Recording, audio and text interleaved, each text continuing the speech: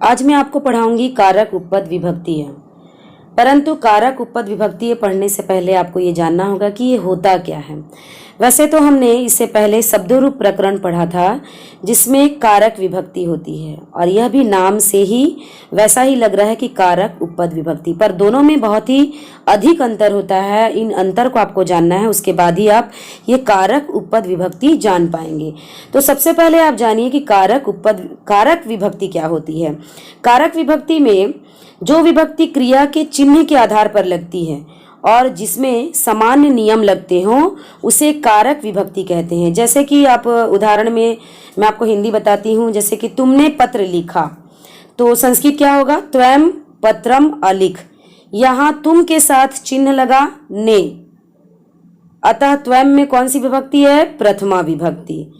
तो इस तरीके से आप कारक के चिन्हों का प्रयोग करते हैं शब्द रूपाणी में, है ना, जिसको आप दूसरे रूप में कहते हैं कारक विभक्ति। कर्ता ने कर्म को करण से के द्वारा संप्रादन के लिए अपादान से अलग होने में संबंध का के की और रारे री, अधिकरण में पर और संबोधन हे अरे, इन चिन्हों का हम प्रयोग करते हैं कारक विभक्ति में। परंतु उपपद विभक्ति, इसी का दूसरा है उपपद विभक्ति। तो ये उपपद विभक्ति में जब वाक्य में किसी विशेष शब्द के कारण क्रिया चिन्हों के अनुसार विभक्ति न लगकर या न लगाकर कोई विशेष विभक्ति लग जाए उसे उपपद विभक्ति कहते हैं। जैसे कि उदाहरण आप देख सकते हैं कि सैनिक देश की रक्षा करते हैं। सैनिक देश की, यहाँ षष्ठी विभक्ति है, परंतु जैसे ही हम संस्कृत लिखेंगे तो लिखेंगे सैनिकाः देशं रक्षन्ति, अर्थात रक्ष एक ऐसा धातु रूप है जिसके वजह से उसकी विभक्ति बदल जाएगी और हो जाएगी देशम, अर्थात सैनिका देशम रक्षन्ति। यहाँ कारक नियम से तो देश में षष्ठी विभक्ति लगनी चाहिए थी, परंतु रक्ष धातु से वहां द्वितीय ही लग गई।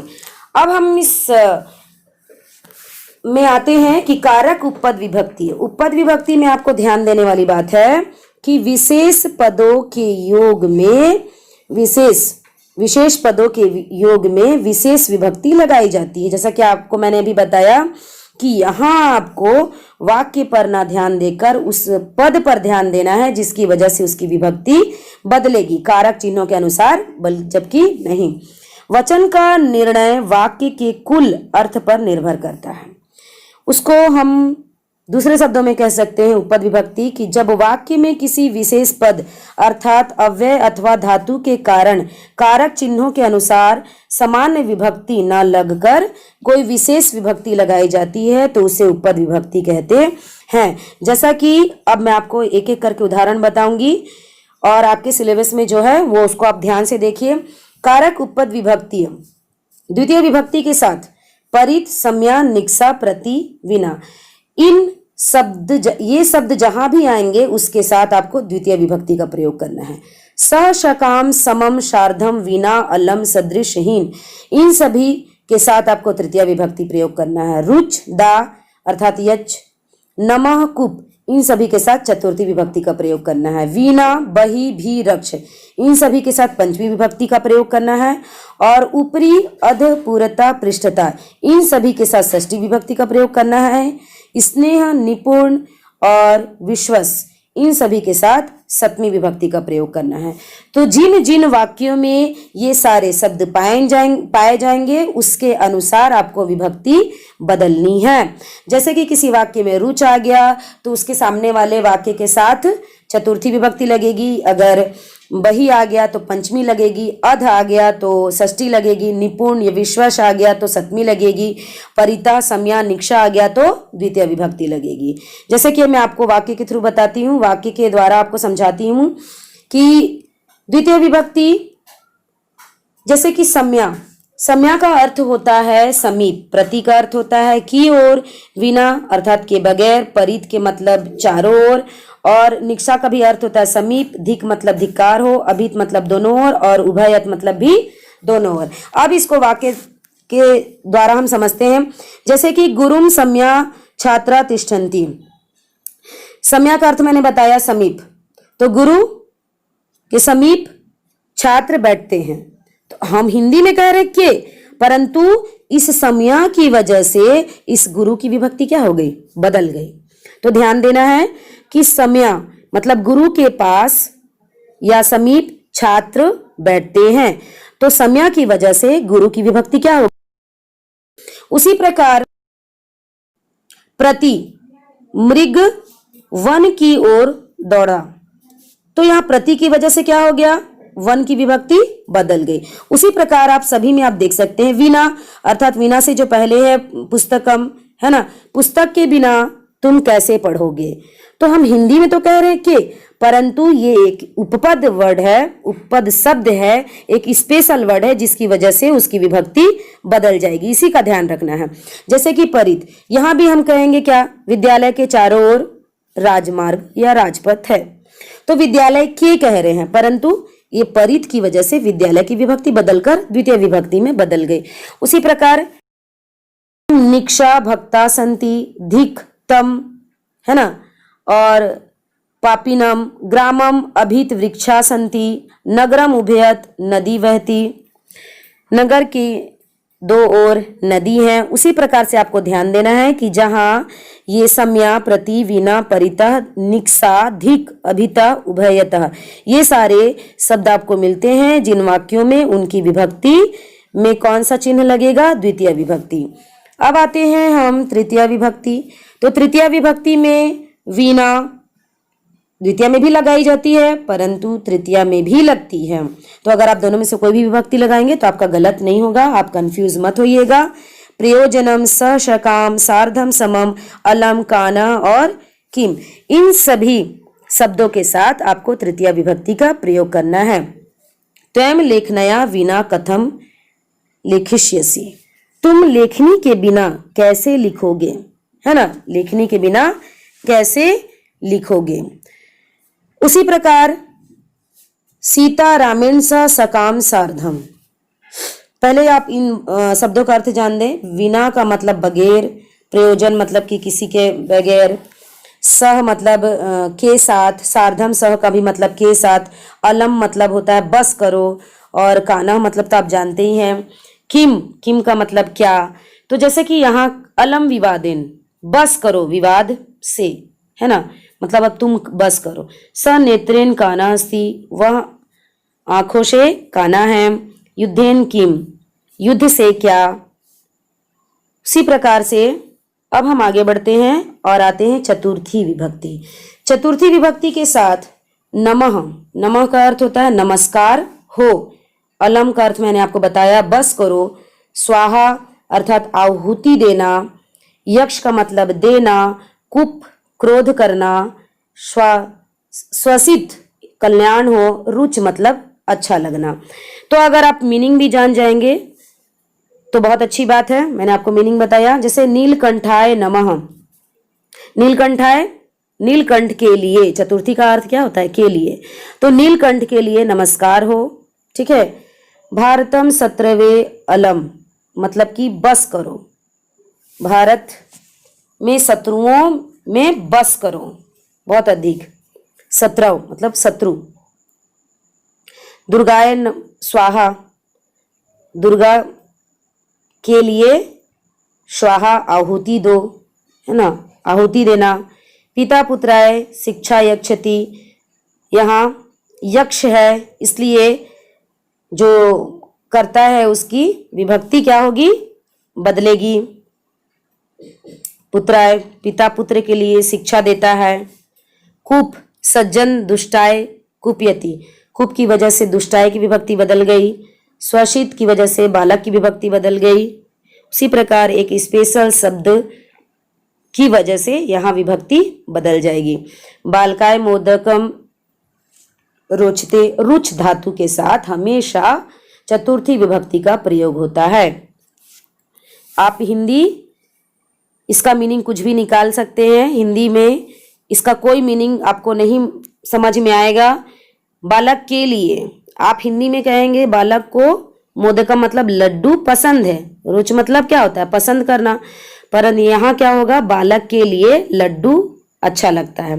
पर आपको हिंदी का नहीं, आपको ध्यान देना है कि रुच धातु के साथ हमेशा चतुर्थी विभक्ति लगाई जाती है। अगर शब्द रूप से में भी ऐसा क्वेश्चन आता है तो रुच के साथ आप हमेशा चतुर्थी विभक्ति का प्रयोग करेंगे। पंचमी विभक्ति में आप आइए। बही का अर्थ होता है बाहर, भी मतलब डरना, परह मतलब बाद में, अनंतरम का भी मतलब बाद में, तरप अर्थात होता है किसी से तुलना करना, रक्ष मतलब रक्षा करना, वीणा देखिए द्वितीय में, तृतीया में और पंचमी में ये वीणा शब्द का प्रयोग होता है। तो आप किसी भी विभक्ति का प्रयोग करेंगे वाक्य के द्वारा तो गलत आपका नहीं होगा। आरंभ मतलब होता है उत्पत्ति स्थान, मतलब कि कहाँ से शुरुआत हुआ। पूर्वम का अर्थ पहले, प्रमद मतलब मतवाला मतलब मग्न, और ऋते मतलब वीणा। जैसे कि एक उदाहरण मैं आपको बताती हूँ। बही, विद्यालयात बही देवालय अस्ति, विद्यालय से बाहर देवालय है। मृग सिंहात बिभेति, मृग सिंह से डरता है। नगरात पर ग्रामः अस्ति, पर का मतलब बाद में, है ना। तो नगर से बाद में या नगर के बाद में ग्राम है, मतलब कि नगर के बाद क्या है, गांव है। इसी प्रकार आप सारा वाक्य अच्छे से समझेंगे। जैसे गंगा हिमालयात आरभ्यत, आरभते, अर्थात यहाँ क्या होगा, इसका मीनिंग होगा कि जो गंगा है हिमालय से निकलती है या आरंभ होती है।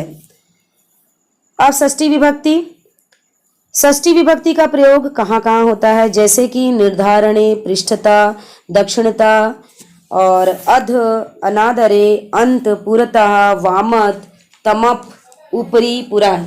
तो जहां जहां ये शब्द आपको मिलेंगे वहां वहां आपको षष्ठी विभक्ति का प्रयोग करना है।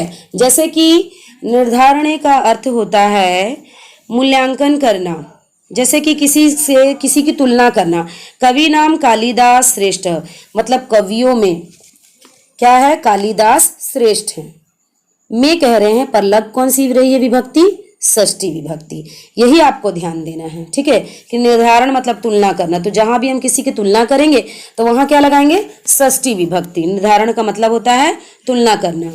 पृष्ठता अर्थात पीछे से, दक्षिणता का भी अर्थ होता है दक्षिण से, अध मतलब नीचे, और अनादरे अर्थात अनादर में, और अंत मतलब तो आप जानते ही हैं अंदर, अंतः मतलब अंदर, घर के अंदर माँ प्रवेश की, है ना।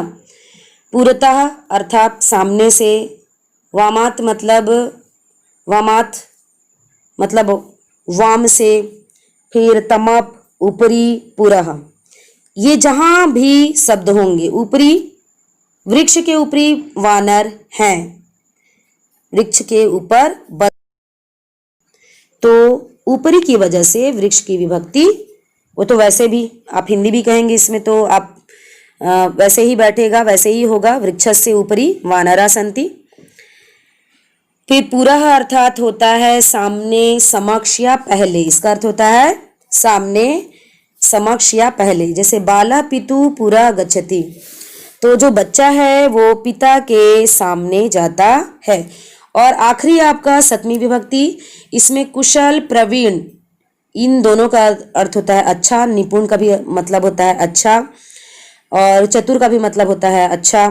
तो इन सब विश्वास, श्रेणी निर्धारणम, स्नेह, भावे, चतुरः, निपुणः, इन सभी के साथ आपको सप्तमी विभक्ति का प्रयोग करना है। जैसे कि कुशल, तो स पठने कुशल अस्ति, वह पढ़ने में कुशल है, तो कुशल की वजह से पठने में सप्तमी विभक्ति लग गई। प्रवीणः मतलब कि अच्छा। अतुलः वाहन चालाने प्रवीणः अस्ति, वह वाहन चलाने में प्रवीण है, मतलब बहुत ही अच्छा है, उसको गाड़ी चलाने में कोई प्रॉब्लम नहीं, बहुत ही अच्छे से चलाता है। प्रवीण का मतलब होता है अच्छा। गुरु छात्रे विश्वसिति, मतलब गुरु छात्र पर विश्वास करते हैं। यहाँ तो पर हो रहा है ना, मैं पर, तो यहाँ गुरु विश्व के साथ छात्र में छात्र विभक्ति, सप्तमी विभक्ति, विश्व ये स्पेशल एक धातु है जिसके साथ हमेशा आपको सप्तमी विभक्ति प्रयोग करना है। श्रेष्ठ के साथ श्रेष्ठतम, यहाँ आपको षष्ठी और सप्तमी दोनों विभक्ति यूज कर सकते हैं, क्योंकि आपने इससे पहले यहाँ श्रेष्ठ पढ़ा और यहाँ भी एक श्रेष्ठतम पढ़ा, तो दोनों में आप षष्ठी और सप्तमी दोनों आप प्रयोग कर सकते हैं। कुछ कुछ ऐसी विशेष वर्ड हैं जिसके साथ, जैसे कि वीणा द्वितीय और तृतीय और पंचमी में प्रयोग होता है, उसी प्रकार श्रेष्ठ सप्तमी और षष्ठी विभक्ति में प्रयोग होता है। तो अब आपको ध्यान ये देना है कि इन सभी के साथ आपको ये जो स्पेशल जो शब्द है, एक इम्पॉर्टेंट जो वर्ड है, उसके साथ आपको विभक्ति बदलनी है कि किस किस शब्द के साथ कौन कौन सी विभक्ति प्रयोग होगा। जैसे कि आप कहती हूँ कि कारक उपपद विभक्ति जो है वह हमेशा एक उपपद की वजह से उसकी विभक्ति बदलती है। जैसे परित, सम्या, निक्षा, प्रति, विना, हमेशा ये ध्यान देना है कि जहां भी ये शब्द हो वहां आपको द्वितीय विभक्ति लगाना है। स, सकाम, समम, सार्थम, विना, अलम, सदृश, हीन, इसके साथ तृतीय विभक्ति। रुच, दा, यक्ष, नम, कुप, इसके साथ चतुर्थी विभक्ति। वीणा, बही, भी, रक्ष, इसके साथ पंचमी विभक्ति। ऊपरी, अध, पुरतः, पृष्ठता, इसके साथ षष्ठी विभक्ति। और स्नेह, निपुण, विश्वस, ये सप्तमी विभक्ति। अब आपके सिलेबस में आपको इतना ही पढ़ना है, यही आपको याद करना है। ये आपको नोट याद हो गया तो आपको उपपद विभक्ति बड़ा ही आसानी से बन जाएगा। इसे आप अपने कॉपी में लिखिए और